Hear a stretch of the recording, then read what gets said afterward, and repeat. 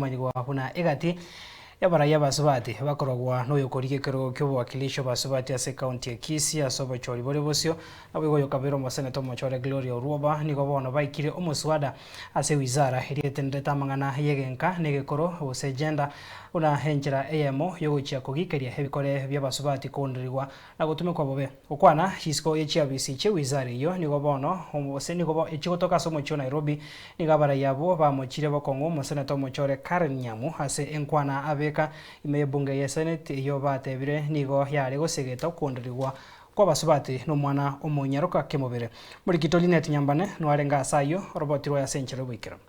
Because I saw Senator Cherelgei getting very excited when she saw a lady. Yeah, it's good to clarify it. You might think that she's going to do your notes or your, it's good to specify which service that she's going to offer the Senate. So welcome very much. Yo nero enkwana ya mobekire omo senator omochore Nyamu asa kongu asebono abarai abasubati batebire enkwana bune yo tebwenerete KORWA aso murai anene chingakie chiga ensegendrete KORWAnia okonererigwa kwa basubati. Such conduct is irresponsible, harmful and inconsistent with the duty of public leaders to uphold the dignity and the protection of children.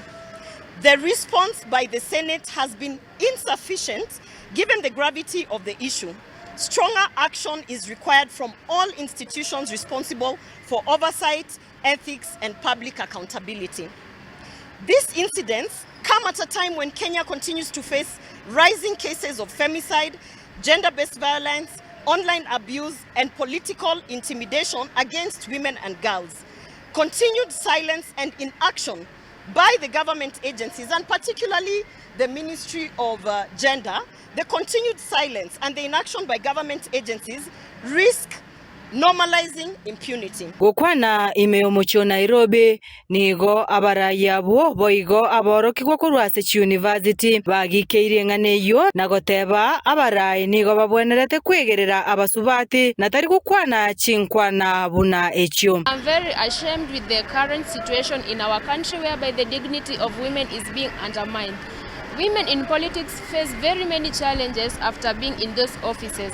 The dignity of the offices the women in our country hold are no longer there, whereby you find that the women who already step out to represent us are being humiliated in public.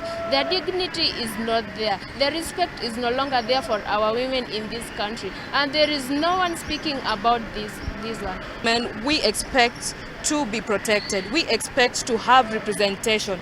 And it's okay we have representation, but it's not a matter of quantity, but a matter of quality. We might have 20 women as leaders, but they are not protecting us. They are the same women who are sexualizing us rather than protecting us. It was not something that came as a surprise, because at the end of the day, she actually showcased how she ended up there.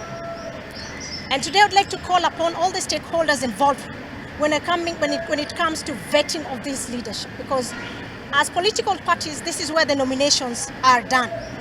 So I am hoping, and my prayers would be that we vet the right representation, and especially for women. Nigobono baruko boria gochia ase wizara ya agenda na boigo eserikali komoimukeria Nyamu egesusuro egetindi kubwatekana nenkwane yo. The resignation of Nyamu is what we are waiting as early as today. Yes. We don't need an apology. You cannot apologize after messing up with my children. You cannot do that.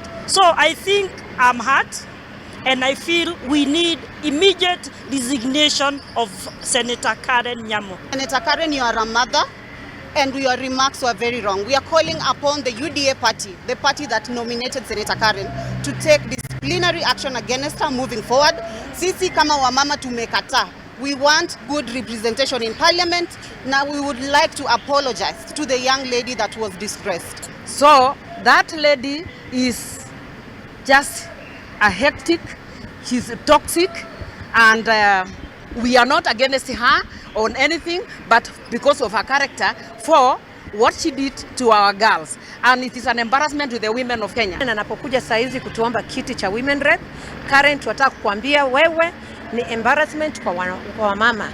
Tabia zako Karen tumeziangalia, na nataka kuuliza Rais Ruto, what were the qualifications za kunominate Karen? Ni hiyo kusheksheki yake ama ni nini ilikuwa inaangaliwa? Kwa sababu Karen hafai kuwa hata bunge. Ngoripoteria Ensoko TV KORWA ase omocho Nairobi erietariane Linet.